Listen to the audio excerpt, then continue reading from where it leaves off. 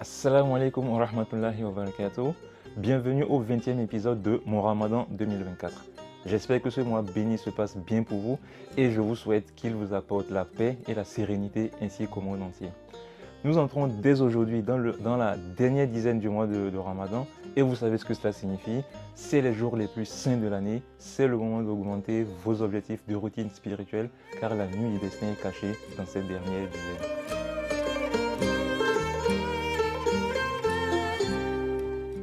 بسم الله الرحمن الرحيم اللهم معرفة تغنينا بها عن عرفان من سواك.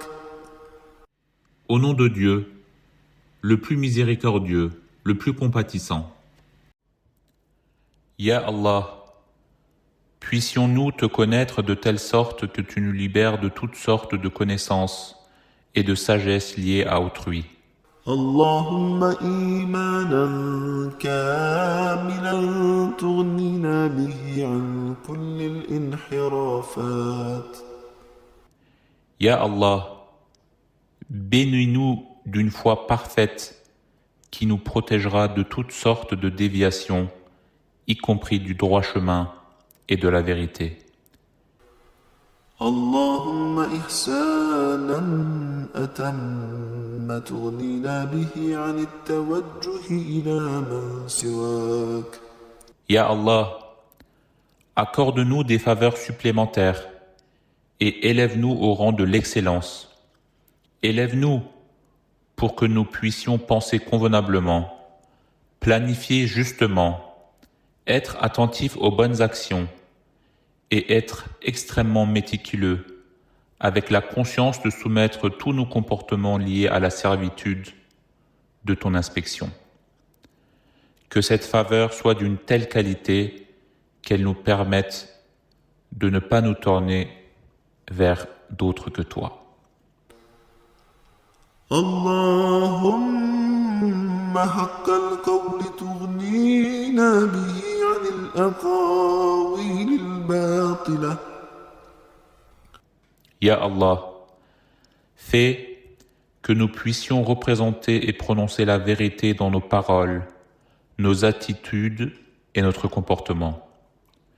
Que nos paroles tournent toujours autour de toi, afin qu'ils nous empêchent de faire des commérages. Le juz d'aujourd'hui est le juz 20. Dans ce juz-là, nous lirons entre autres les sourates Ankabut et particulièrement son verset 45 que je vais vous lire. Récite ce qui t'est révélé dans le livre et accomplis la salade. En vérité, la salade préserve de la turpitude et du blâmable. Le rappel d'Allah est certes ce qu'il y a de plus grand et Allah sait ce que vous faites. Ce verset est très intéressant et riche en enseignements et l'interprétation peut être éclairée par la sounate et les différentes exégèses du Coran. D'abord, le verset incite à réciter le Coran dans sa première partie. Selon les hadiths, le prophète Mohammed sallallahu alayhi wa sallam a encouragé les croyants à réciter régulièrement le Coran. En exemple, dans un hadith rapporté par Muslim, le prophète sallallahu alayhi wa sallam dit « Lisez le Coran car il reviendra le jour de la résurrection comme intercesseur pour ses lecteurs assidus. » Ce hadith vient en fait appuyer ce qu'on gagne à lire le Coran sans oublier les effets bénéfiques de cette récitation sur le cœur et sur l'âme. Aussi, la récitation du Coran induit également une réflexion sur celui-ci ainsi qu'une application de ces enseignements dans notre vie quotidienne. Deuxièmement, le verset ordonne d'accomplir la salat. Là, on parle de la prière quotidienne qui est l'un des piliers de l'islam, ce qui signifie que sans elle, notre foi resterait fragile. Le prophète sallallahu alayhi wa sallam a souligné l'importance de la prière dans de nombreux hadiths. Le fait que l'accomplissement de la prière soit mentionné dans ce verset, en fait, juste après le fait de réciter le Coran, montre qu'il s'agit d'un moyen pour nous de maintenir notre connexion avec Allah subhanahu wa ta'ala, parce qu'on sait que le Coran, c'est la parole d'Allah. Donc pour faire simple, en lisant le Coran, nous recevons le message d'Allah subhanahu wa ta'ala et en priant, en faisant la salat, nous lui transmettons le fond de notre cœur. On peut donc dire qu'il s'agit en fait d'un dialogue avec notre Créateur. Puis, le verset nous révèle que la salat préserve de la turpitude et du blâmable, la prière. Il y a aussi beaucoup de hadiths qui soulignent aussi que la prière aide à se prémunir contre les mauvaises actions et permet d'effacer les péchés. En exemple, on a le hadith qui nous enseigne que accomplir les 5 prières efface nos péchés, comme se baigner 5 fois par jour dans une rivière efface toute saleté. Hadith qui a été rapporté par Bukhari et Muslim. C'est donc une solution infaillible pour se préserver, puisque la prière en islam nécessite cette purification physique et spirituelle. Celui donc qui prie se répand avant de prier et se préserve des péchés après. Puis maintenant vient la crème de la crème des actes cités, c'est le rappel d'Allah est ce qu'il y a de plus grand. Nombreux d'autres versets du Coran soulignent l'importance du zikr. Nous en voyons l'importance dans la pratique du prophète sallallahu alayhi wa sallam également. Il nous a enseigné différentes formes de rappel d'Allah, y compris l'invocation, la méditation pour renforcer la connexion spirituelle. Les grands savants ont fait de nombreuses compilations rassemblant les différents zikrs du prophète. D'ailleurs, restez jusqu'au bout de cette vidéo. Si vous répondez bien à la question du jour et que vous êtes tiré au sort, vous recevrez l'une des compilations, Inch'Allah. Enfin, le verset se termine par un rappel. Allah sait ce que vous faites. Le fait de terminer le verset de cette façon nous permet de rester vigilants et de bien saisir l'importance des sujets qui ont été évoqués précédemment. Les actions des gens sont connues d'Allah subhanahu wa ta'ala, renforçant ainsi l'idée que la piété et la pratique religieuse sont des actes visibles et discernables uniquement pour Allah subhanahu wa ta'ala. Aussi, les exégèses coraniques telles que celle de Oustad Saïd Nursi soulignent également ces points, insistant sur la nécessité de combiner la récitation du Coran, la prière et le rappel d'Allah subhanahu wa ta'ala pour une vie pleinement engagée dans la spiritualité. Ces actes sont présentés comme des moyens de purification et de préservation contre les vices de la vie quotidienne. L'application de ce verset se traduit par la pratique de la foi à travers la récitation du Coran, la prière et la constante méditation sur Allah subhanahu wa ta'ala. Oustad Saïd Nursi nous propose en ce sens l'exégèse du verset 128 de la sourate An-Nahl que je lis. Certes, Allah est avec ceux qui l'ont craint avec piété et ceux qui sont bienfaisants. Il attire en fait notre attention sur le fait qu'accomplir la salat et ne pas commettre les grands péchés est un vrai devoir humain et un résultat logique de la création de l'homme. Pour comprendre pourquoi ça devait être logique de craindre et d'adorer notre Créateur, on va utiliser une parabole de Oustad, mais qu'on va recontextualiser dans le but de mieux comprendre. On va considérer une entreprise familiale dirigée par un père et ses 2 fils. Le premier, l'aîné, incarne la dévotion et le sérieux. Il est investi pleinement dans les activités de l'entreprise, prenant soin de chaque détail sans se préoccuper de ses propres besoins. Il est convaincu que l'entreprise familiale de son père le soutiendra en cas de nécessité et donc il consacre toute son énergie à son développement. C'est important, gardons l'état d'esprit de ce premier enfant et parlons maintenant du deuxième qui lui est un peu moins conscient. Maintenant, le cadet, il se distingue par son manque d'implication et son égoïsme.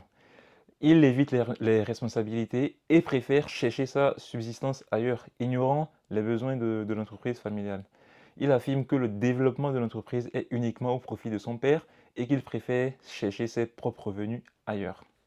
Son frère aîné, remarquant cela, tente de le guider en lui rappelant l'importance de contribuer au succès de l'entreprise et de remplir ses obligations professionnelles. Jusque-là, normalement, vous me suivez, tant mieux, écoutez bien parce que c'est là qu'il va comprendre son erreur. Le premier enfant ayant remarqué ça, décide de le raisonner. Il lui dit « Ah mon frère, notre père ne nous laissera pas mourir de faim. C'est son devoir de s'occuper de nous et de nous offrir ce qui nous sera utile. Donc arrête ce que tu fais et concentre-toi sur les devoirs en vrai de notre entreprise. Aie confiance en notre père pour le reste. » En plus, il lui dit que ce qu'il fait, il ne va faire que s'épuiser inutilement. J'imagine que vous voyez déjà là où je vais en venir. En fait, dans cette parabole, avec les 2 enfants, l'un représente un musulman pieux qui connaît et accomplit les obligations religieuses, qui lutte contre son nafs pour s'éloigner des péchés capitaux et des fautes graves. Pas besoin de vous rappeler qu'il s'agit du premier enfant, donc l'aîné. Allah subhanahu wa ta'ala nous a créés comme un miracle d'art éternel et c'est également lui qui nourrit la vie avec une subsistance et en assure la continuité. Il ne peut y avoir quelqu'un d'autre que lui. Finalement, celui qui délaisse la prière dans le souci de chercher sa propre subsistance ressemble au deuxième enfant, le cadet, qui abandonne ses devoirs pour travailler de son côté. Je clôture donc la conclusion de Oustad Saïd Nursi avec ces magnifiques paroles. Ô mon âme, si tu fais de la vie d'ici-bas ton but final et si tu travailles sans cesse pour celle-ci, tu ressembleras au plus faible membre des moineaux. Si tu fais de la vie de l'au-delà ton but final et tu fais de la vie d'ici-bas le moyen de celle-là son champ, et si tu agis en conséquence, alors tu seras dans ce monde comme un haut commandant des animaux, un serviteur tendre, implorant et agréé de l'être absolu et son invité honoré et respecté. Voilà 2 chemins devant toi. Tu peux choisir celui que tu veux.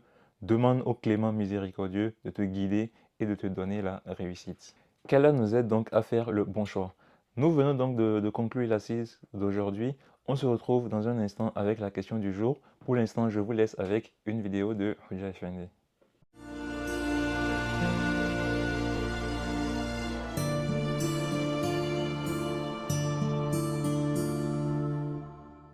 Bir de itikaf var. Tamamen bu hak dostlarının halvet hayatları gibi bir şey itikaf. Bütün dünya ve mafiha içindekiler demek. Onlardan sıyrılarak tamamen bir yönüyle esas görülüyor olma mülahazatına kendini salmak. O akıntıya kendini salmak. Acaba görüyor olma mülahazası nasıl bir şey? Mir'at-ı ruhuma nasıl aksedecek benim? Hep o sevdayla koşma.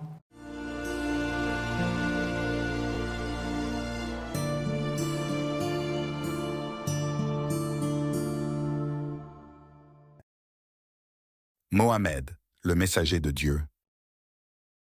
Les sages musulmans considèrent l'univers comme un livre révélé, provenant de l'attribut de la volonté divine et du pouvoir divin. Écrire un livre que les gens ne comprendraient pas aurait été vain.